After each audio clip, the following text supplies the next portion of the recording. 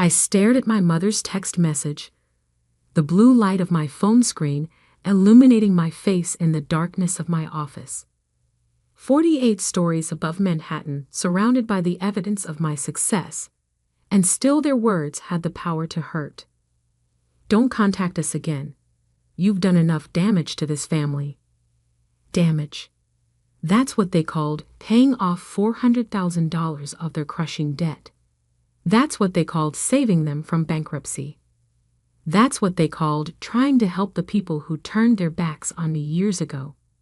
My name is Alexander Blake, and this is the story of how I learned that sometimes the people you try hardest to protect are the ones who deserve it least. It started 3 weeks ago when my younger sister Olivia called, crying, at 2 a.m. Alex, I don't know what to do. Mom and Dad, they're going to lose everything. I hadn't heard from Olivia in over a year. Not since the big blow-up at Christmas when she'd sided with our parents about my abandonment of the family business. They'd never forgiven me for leaving Harrison's Hardware, the store that had been in our family for 3 generations, to pursue my own path in finance. What do you mean? Lose everything? I asked, already pulling up my laptop.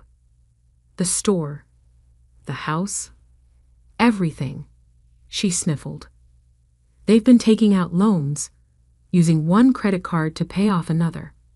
Now the banks are threatening foreclosure. I closed my eyes, remembering the arguments from 5 years ago. Me, fresh out of business school, trying to convince Dad to modernize the store, to expand online, to adapt to changing times. Him stubborn as always, insisting that personal service and handshake deals would keep us afloat. How much? I asked quietly. $400,000. Her voice was barely a whisper. Maybe more. I found the papers in Dad's office when I was helping Mom clean. They don't know I know. 400,000. The number hit me like a physical blow. Not because I couldn't afford it. Running my own investment firm had made me wealthy beyond my family's comprehension, but because it represented every warning I tried to give them, every change they'd refused to make. Had they tried getting another loan? Olivia's bitter laugh told me everything. Their credit is shot. The bank manager, you remember Mr. Phillips? He basically told them it's over. They have 3 months before everything goes into default. I pulled up my banking software, looking at the various accounts and investment vehicles I controlled. Why are you telling me this, Liv? Because you're the only one who can help. She paused, even though they'd never ask you themselves. That was an understatement. The last time I'd offered financial help, Dad had accused me of trying to buy control of the family business. Blood money, he'd called it, earned by abandoning our heritage for Wall Street. They still think I'm a traitor, I reminded her. I know, but Alex, it's not just the store. If they lose the house, Mom's not well. Her heart condition, she can't handle this stress. Manipulation, pure and simple. But that didn't make it any less effective. Send me the paperwork, I said finally. All of it. And Olivia? Don't tell them we spoke. The next morning, I had my team do a deep dive into my family's finances. The picture that emerged was worse than I'd imagined. The store was hemorrhaging money, kept afloat only by a complex web of loans and credit card debt. The house, which had been paid off when I was in college, now carried 2 mortgages. They'd even taken a loan against their life insurance policies. It's not sustainable, my CFO said, shaking his head. They've got maybe 8 weeks before the whole house of cards collapses. I stared at the spreadsheets, seeing not just numbers, but the pride and stubbornness that had created this mess. What's our exposure if we clear all of it? He raised an eyebrow. We could handle it easily. But Ms. Blake, is it wise? These patterns suggest they'll just dig themselves back in. He was right. Of course. Without fundamental changes in how they ran the business and managed money, any bailout would be temporary. But then I thought about Mom's heart condition, about the store that my grandfather had built from nothing, about the house where I'd grown up, with the height markers still penciled on the kitchen door frame. Set it up, I ordered. Through shell companies. I don't want them knowing it came from me. It took a week to arrange everything. A series of debt consolidation offers too good to refuse. Mysterious loan forgiveness programs. Even an anonymous business grant for struggling local retailers. I watched from afar through banking contacts as my parents signed the papers, accepting the lifeline without knowing I was the one throwing it. Everything was going according to plan until Olivia cracked. Maybe it was guilt. Maybe it was a misguided attempt at reconciliation. But she told them everything. Dad's voicemail came first, shaking with rage. How dare you interfere? How dare you try to control us with your money? Then Mom's. We would rather lose everything than take charity from someone who betrayed this family. Finally, the text that now lit up my phone. Don't contact us again. You've done enough damage to this family. I leaned back in my chair, looking out over the city lights. They had no idea what was really coming. No idea that the help they'd just rejected was only the beginning, a band-aid on a much deeper wound. Because what they didn't know, what nobody knew, was that I'd spent the last 5 years quietly buying up every significant debt in our small hometown. The banks, the credit unions, the mortgage companies, all now answered to shell companies I controlled. And in 2 months, when the protection I'd built around them disappeared, they'd learn exactly what damage really meant. I picked up my phone, dialing my CFO. Remember that contingency plan we discussed? Execute it. All of it. Sometimes the only way to help people is to let them fall. And sometimes the hardest lessons come from those who love you most. I just hoped they'd survive the learning. The first signs of trouble came exactly as planned. 6 weeks after my family rejected my help. I was in my Manhattan office when the notification arrived. Harrison's Hardware had missed its first payment on the consolidated loan. Should we send the standard warning letter? My CFO asked during our morning briefing. No, I replied, signing off on a billion-dollar merger. Send the aggressive collection notice, the one we use for high-risk defaults. He raised an eyebrow, but didn't question me. That's why I paid him 7 figures. He understood when to follow orders without asking questions. The next day, Olivia called. I let it go to voicemail. Alex, please. Something's wrong. The bank? They're being horrible. The payment isn't even late yet, but they're threatening to call the whole loan. This isn't what you promised. I deleted the message. She'd been quick enough to tell them about my help. Let her be quick to tell them about this too. Over the next 2 weeks, I orchestrated what could only be described as a controlled demolition of my family's financial stability. Every debt they thought had been forgiven, every loan they thought had been consolidated, all suddenly came due at once. The protective barriers I'd carefully constructed around their credit began to crumble. Phone calls from collectors started pouring in. Warning letters filled their mailbox. The local bank, now owned by one of my shell companies, froze their business accounts. Dad tried calling first. This is your doing, isn't it? More of your Wall Street manipulation. Then Mom, how could you be so cruel? After everything we've done for you. Everything they'd done for me. Like undermining every attempt I'd made to modernize the family business. Like choosing my younger sister to take over, despite my business degree and proven success.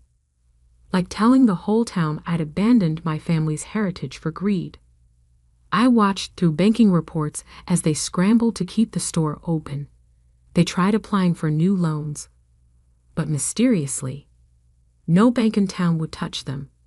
They approached private lenders, only to find the terms impossibly steep.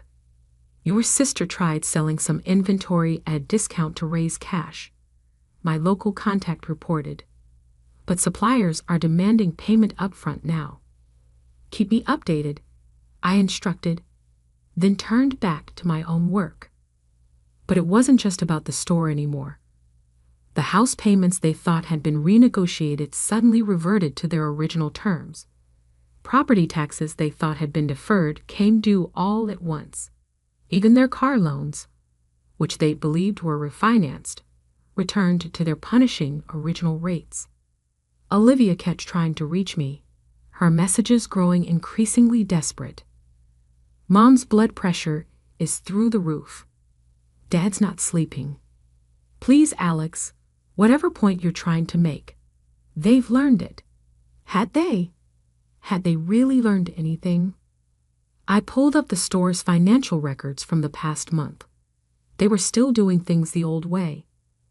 No online presence, no inventory management system, no adaptation to changing times. Dad was still insisting on personal service over efficiency, tradition over innovation. Then came the message that almost broke my resolve. A video from Olivia, showing Mom in tears as she packed up family photos. Dad sitting silent in his recliner, staring at nothing. Is this what you wanted? Olivia's voice shook. To destroy them completely. I closed the video, but the images stayed with me. That night, standing in my penthouse overlooking Central Park, I questioned everything. Was I going too far? Had revenge replaced reason? My phone buzzed. A priority alert from our local banking center. Dad was there, trying to take out a loan against his life insurance policy. The same stubborn pride, the same refusal to change or adapt. That's when I knew I had to see this through. Sometimes the kindest cut is the deepest. I picked up my phone and made a call that would change everything. Mr. Phillips? This is Alexandra Blake. I need you to deliver a message to my father when he comes in tomorrow. The next morning, instead of another rejection, my father would receive an offer. One that would force him to confront everything he'd been avoiding. One that would make him choose between his pride and his survival. Sometimes love looks like cruelty, and sometimes the hardest lessons are the ones we need most. I poured myself a glass of whiskey and watched the city lights blink below. Tomorrow would change everything, for better or worse. I just hoped they were strong enough to handle what was coming. The message I had Mr. Phillips deliver was simple, a complete record of every financial protection I'd provided over the past 5 years. Every loan I'd quietly paid off, every creditor I'd kept at bay, every tax lien I'd resolved before it could touch them. And more importantly, proof that all of it was about to disappear. I watched through the bank's security cameras as Dad read through the documents. Watched his face change as he realized just how much I'd been sheltering them from their own financial mistakes. How close to ruin they'd actually been, long before this current crisis. Mr. Harrison, Phillips said, following my script, Ms. Blake asked me to tell you something. Sometimes protection becomes prison, and sometimes love means letting people face the consequences of their choices. Dad's hands shook as he set down the papers. All this time, she was keeping you afloat? Yes, but she's withdrawing that protection now. Unless what? Unless you're finally ready to change. I prepared a proposal, not a bailout this time, but a complete restructuring. The store would be modernized, whether Dad liked it or not. Professional management would be brought in. Online sales, inventory systems, everything I'd tried to implement 5 years ago. And if we refuse, Dad's voice was barely audible on the security feed. Then by this time next week, Harrison's hardware will cease to exist, and the house will follow shortly after. I expected anger, expected him to storm out, to refuse on principle. Instead, he did something I'd never seen before. He cried.